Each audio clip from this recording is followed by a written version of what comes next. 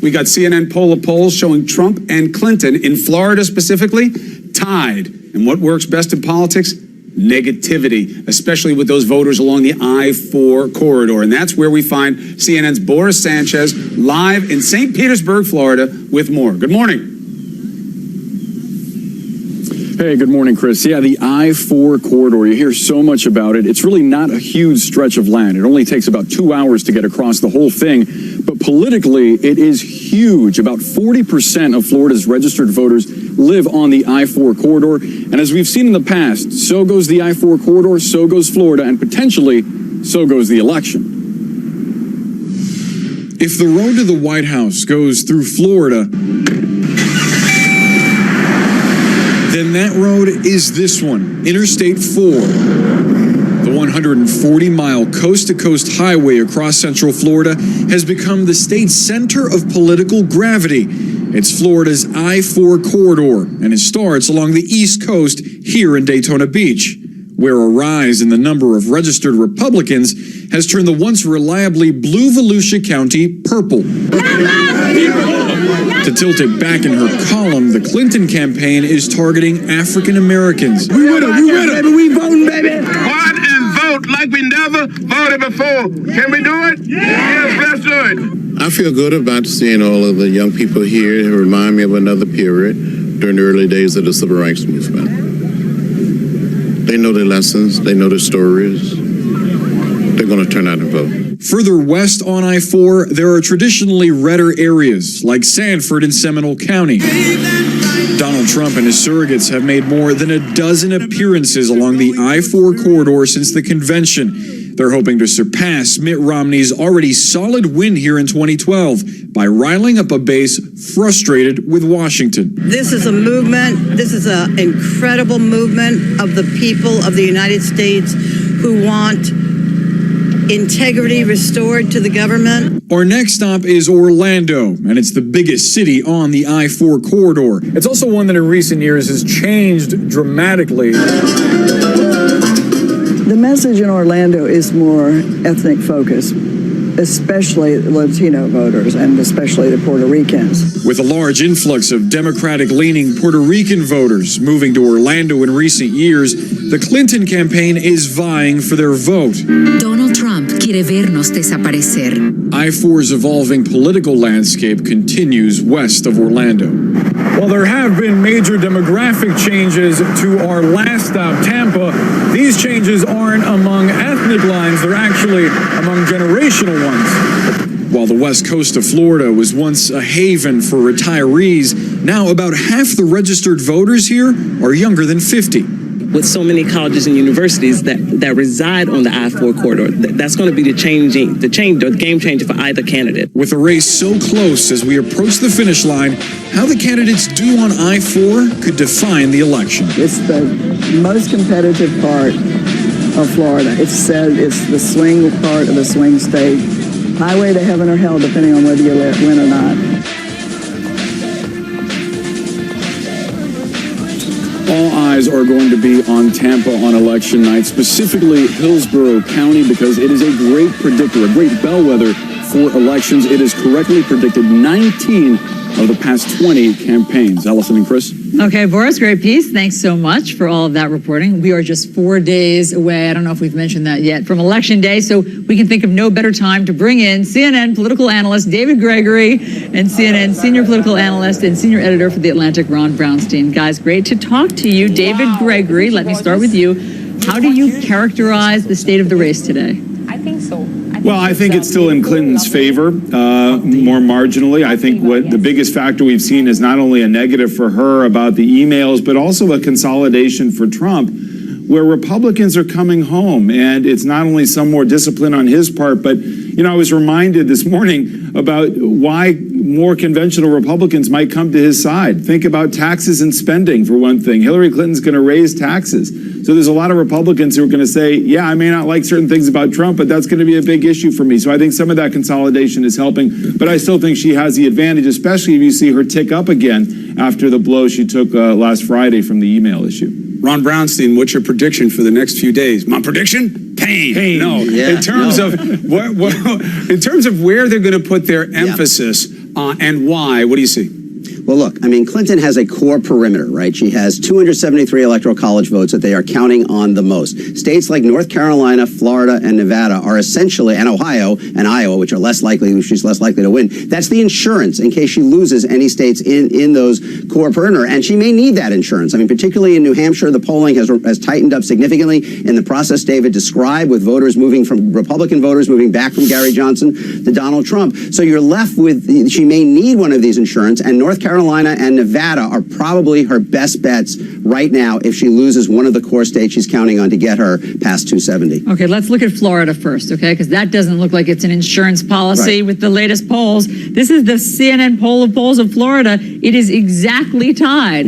Clinton, 45, Trump, 45. David Gregory, what do you think is going to happen here in Florida? Well, one of the things that the Clinton team is looking at in both Florida and North Carolina, which I know we'll talk about, is the Hispanic vote, which they view as really the key part of their coalition of minority voters. If there's a soft turnout among African Americans, Hispanic turnout and enthusiasm is much higher, according to Democratic pollsters I've talked to, than it was in 2012. They look for that to be a decisive factor on Election Day in Florida, where you not only have the traditional Hispanic constituencies, you have more Puerto Ricans who have moved to the state because of economic factors in Puerto Rico. That could be very important. And the rise in North Carolina of the Hispanic vote as on a percentage basis is higher than anywhere in the country. I think that's really what she considers a firewall in terms of her coalition. How real are these kind of Ron, these kind of suggestions of how people are based on who they are, that,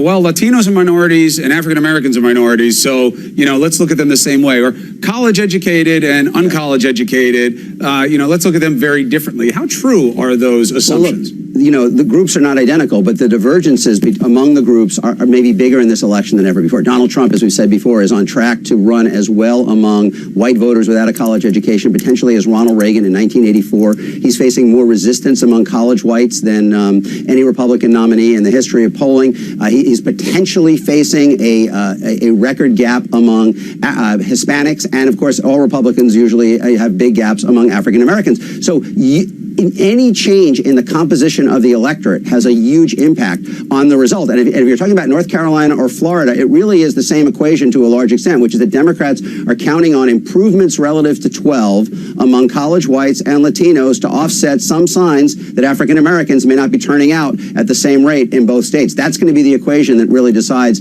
how North Carolina and Florida come down at the end of the day. David, let's look at something notable that's happening in both Florida and North Carolina, and that is the increase, significant, in the independent early voting. So let me pull this up for you. Early voting in Florida, 2016 versus 2008, Republicans are basically steady. Hold on, that's by race. We'll get to the independents in a moment. Republicans, you'll see, are steady.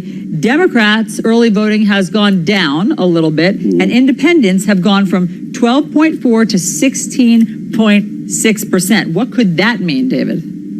Well, a lot of the polling that I've seen, Donald Trump runs pretty well among independents. This is where his change message and kind of anti-corruption of D.C. message, I think, plays very well with people who feel totally disaffected with the political process and feel kind of left out of the political process. So I think that looms potentially large. And again, coming back to more conventional messages as a Republican, to the extent that independents are lapsed Republicans, could bear some fruit for him. David, Ron, thank you very much. Appreciate it as always.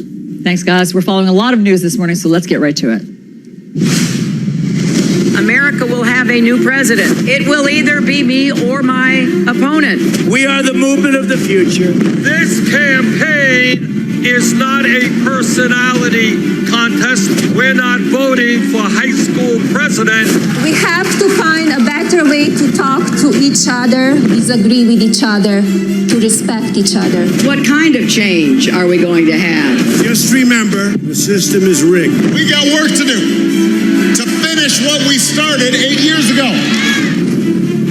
This is New Day with Chris Cuomo and Allison Camerata. Good morning. Welcome to your new day. Up first, Donald Trump, Hillary Clinton battling it out, especially in North Carolina. This has become the kind of hot state, the must-win swing state for both of these candidates, and it could ultimately, therefore, decide the race. So top surrogates for Trump and Clinton are fanning out there and across the country. We're just 4 days away from Election Day. We have it all covered for you. Let's begin with CNN's Sunlen Serfati live in Charlotte, North Carolina. Good morning, Sunlen. Good morning to you, Allison. Well, the battle is so intense here in North Carolina that the candidates are practically running into each other. Donald Trump and Hillary Clinton's campaign planes were parked last night at the same time at the same airport in Raleigh, North Carolina. Now, today for Donald Trump, it is onward to Ohio, New Hampshire, and Pennsylvania, 3 other states so critical to his path to the White House. We know Hillary can't be trusted. We've learned that. Donald Trump hitting Hillary Clinton over the FBI's new probe of a longtime aide's emails. You take a look at her email situation. Can we trust her with our security? She is disqualified. While presenting a defense-focused speech in North Carolina, decorated military veterans joining Trump on stage. Trump pointing at them to illustrate why he thinks Clinton should not be president. To think of her being their boss? I don't think so. And you know, they're incredible patriots. They would never say a thing, but I know what they're thinking. It's not for them, believe me. And praising their courage while also applauding himself. They're so much more brave than me. I wouldn't have done what they did. I'm brave in other ways. I'm brave. I'm financially brave. Big deal, right? And complimenting his wife, Melania. She got up and gave an incredible speech. In her first solo campaign event since plagiarizing parts of her speech at the Republican convention. You work hard for what you want in life. That you work hard for what you want in life. Melania Trump vowing to take on cyberbullying. Our culture has gotten too mean and too rough, especially to children and teenagers. It is never okay when a 12-year-old girl or boy is mocked, bullied, or attacked. It is absolutely unacceptable when it's done by someone with no name hiding on the internet. Critics quick to pounce on the irony of Melania's focus on bullying, given her husband's Twitter tirades and name-calling. She's a slob. I call her goofy. She's a basket case. Despite the criticism, Melania hoping to help her husband win over female voters. We have to find a better way to talk to each other, to disagree with each other, to respect each other. And going into this final weekend out here on the campaign trail, I want to show you a snapshot of what Donald Trump's schedule looks like in these final days. Just an all-out flurry of campaign events, including very notably that Donald Trump will be returning here to North Carolina twice in the next 4 days. He will also be holding a big closing message rally on Monday night, his last rally of the campaign, with his running mate in Manchester, New Hampshire. Allison? Sunlen, thanks so much. So early voting in North Carolina shows good turnout for Democrats, but not among black voters. Hillary Clinton will need them to win that swing state, so she's bringing in some big-name supporters to make it happen. CNN senior Washington correspondent Jeff Zeleny joins us with more. Hi, Jeff. Hey, good morning, Allison. Hillary Clinton had hoped to focus on North Carolina, a true battleground state, because Democrats, of course, won there in 2008 and Republicans 4 years later. But this morning, she also finds herself defending Democratic territory as she still works to regain the confidence and command of the race she had only 1 week ago. 4 days before Election Day, Hillary Clinton is bringing the star power. Pharrell Williams and Bernie Sanders joining Clinton in North Carolina. I'm here because I believe she's going to fight for us. Despite the optimistic tone of her rally, Clinton sending an urgent warning to Democrats that she could lose. America will have a new president. It will either be me or my opponent. Are we going to build a stronger, fairer, better America? Or are we going to fear each other? It's not how she hoped to spend the waning days of her campaign. Her closing argument, now a stark message about the prospect of a Trump presidency. It's hard for me to imagine that we would have a president who has demeaned women, mocked the disabled, insulted African Americans and Latinos. Democrats concede frustration they are still trying to disqualify Trump. His rebound has taken them back to the drawing board. From Sanders, we are not going back to a bigoted society. To President Obama in Florida. But you don't see him hanging out with working people unless they're cleaning his room. A week after the FBI email bombshell, Clinton's top aide, Huma Abedin, remains off the campaign trail. But she did appear at a Washington fundraiser with Vogue editor Anna Wintour. The campaign raising money for a last-minute advertising blitz. Ms. Abedin, any reaction to the email? Clinton still maintaining a national lead, yet her advisors say the race is too close for comfort in too many swing states. Heading into the final stretch, Clinton is showing signs of confidence, drawing a parallel to the history-making World Series champion Chicago Cubs. You know, the last time the Cubs won, women couldn't vote. I think women are making up for that in this election. So today, Clinton is not focusing on expanding the map. She's hitting Pennsylvania and Michigan. Both states have gone Democratic in the last 6 presidential races. This morning, we're also getting a look at where she's setting her sights for the final push. In addition to Pittsburgh and Detroit today, she's heading to Cleveland tonight, followed by Florida and Philadelphia tomorrow, New Hampshire, where the Clinton campaign is seeing signs of trouble, then back to Ohio, and finally at the final campaign event in Philadelphia Monday night with President Obama. Chris? All right, let's discuss the closing argument for the Trump campaign with Jason Miller, Senior Communications Advisor for the campaign. It's good to see you. Chris, good morning. So, this is going to be a why interview. Why is Donald Trump the right choice over Hillary Clinton? Because, Chris, if you're looking for a change, if you think this economy has not benefited you and your family, if you're receiving one of those Obamacare premium increases in the mail, vote for Donald Trump, and he's going to repeal and replace Obamacare. He's going to put more money in your pocket, and he's going to make our country more safe. And when it comes to the scrutiny of his ability to do that, how do you answer that criticism that he does not have the pedigree? He is not qualified to be able to deliver on those promises by plan or by disposition. Chris, all you have to look at is the fact that Mr. Trump is an American success story. He's built fantastic businesses, employed tens of thousands of people. Everything he's been a part of has been a big success, and that's what he's going to do for this country. Now, as we talk about fitness and qualification, we can't lose sight of the fact that Secretary Clinton herself is under FBI investigation. The Clinton Foundation is under investigation. You can't govern as president with a scandal like that hanging over your head. This is very bad. And let's not lose sight of the fact that what have we found over the last few days? 650,000 emails. We don't know how many of those are Secretary Clinton's or how many of those are just pertaining directly to her time as Secretary of State. But on Anthony Weiner's laptop, let's back up for 1 second. If you found out that you had a spouse for someone at the State Department who had sensitive information on their laptop, that'd be grounds for immediate termination and really say something about the boss, whoever was in charge, let alone to be on the laptop of Anthony Weiner. And this is a disqualifier. But we don't know, right? We know the number, 650,000. It's good that you're saying they're not all Huma Abedins. We do know they're not to or from Hillary Clinton, according to the FBI.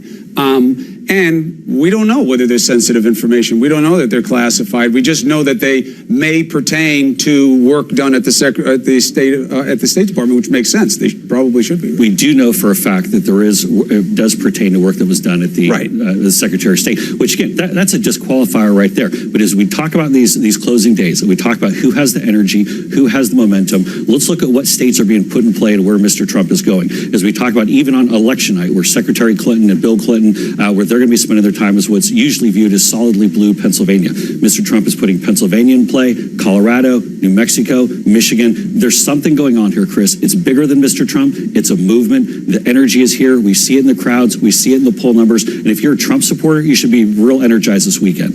The momentum behind Trump is real. People have real reasons to be frustrated. The question is whether or not he's the right change agent. You talk about, well, hey, look at Clinton. You know, she's got some real trust issues.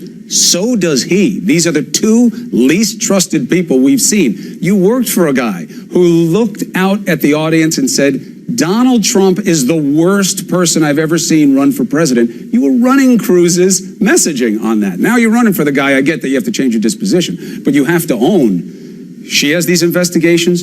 He has FBI probes. He's got a real trial for fraud coming up with the New York AG and a class action suit that if he's president of the United States doesn't go away, he's going to be deposed as president. Isn't that relevant? And I'm completely confident that Mr. Trump will find that all that he's done nothing wrong. And he's and the Clintons are confident that they're not going to have anything found wrong either. Why does that make me feel better if I'm a voter? Because as we're talking with Secretary Clinton, we're talking about criminal investigation into her activity and the investigation into the foundation. That Comey said was not a close call. He said the email thing wasn't a close call. We have no more information. If it changes, it changes. When the facts change, so does the analysis. He's going to trial for fraud. That's going to happen. Chris, that's not a maybe. Let me point one thing out to you that I think that's lost, even as you had on Clinton surrogates earlier today. They're not saying anything positive about Secretary Clinton. Their messaging going into this final weekend is all to try to attack and tear down Mr. Trump. Mr. Trump supporters are out making the case. Here's what he's going to do with his contract for the American voter. Here's how he's going into African-American communities and saying we're going to rebuild the infrastructure, improve our schools. Here's what we're going to do to lower the tax rates so we can help grow your businesses. We have a positive message. He has clear plans. He's laid out his first 100 days of what he's going to do as president. You see none of that from the Clintons.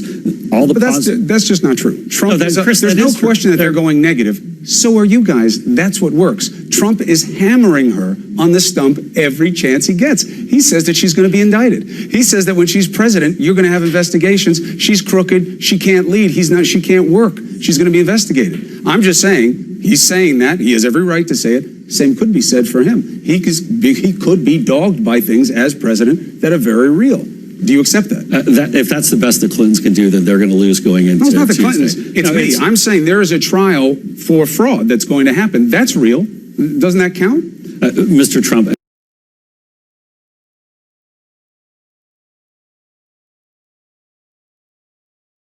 We'll find out that Mr. Trump is fine and all that. That's just ridiculous political attacks as we're coming down the home stretch. That's all that is. And again, so all those people who say that they had money taken wrongly, that there was false promise, that it was a scam, the university that had to stop calling itself a school, they're all lying. I'm completely confident that Mr. Trump did nothing wrong and everything is fine on that front. And I'm going to say that if this is the best that the Clintons can do going into Tuesday, it shows they've already lost. And what's the best you can do? Well, let's talk about the key battlegrounds. In Florida and in North Carolina, Republicans were doing much better in all three states of where Romney was 4 years. Early voting. Yes, in early voting absentee when you combine them all together. In North Carolina, 77,000 more Republicans have shown up to vote, and Democrats have dropped off by 12%. So you have a couple things going on with the Democrats. Not only are they not enthused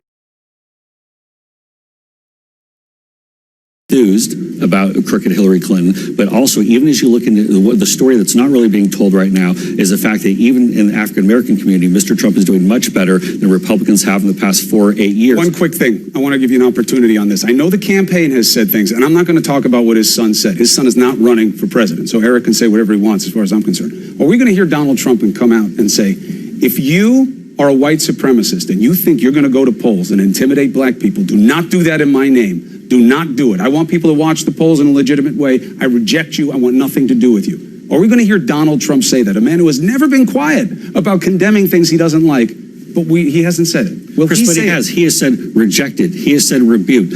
I can't play you a single soundbite of him saying, those guys who say they want that guy who did that robocall calling McMullen gay, you're not with me. I hate you. You're deplorable. You're deplorable. He hasn't said it. Why? He has said rejected. He has said rebuked. I mean, he himself. Yes. Yes, he has said rejected. He has said rebuked. I mean, Chris, again, if this is the best, listen, this is me. This is real because you know that on that day, you guys were worried about the election being rigged. That's the last thing that we can suffer right now in our democracy is having that kind of BS about.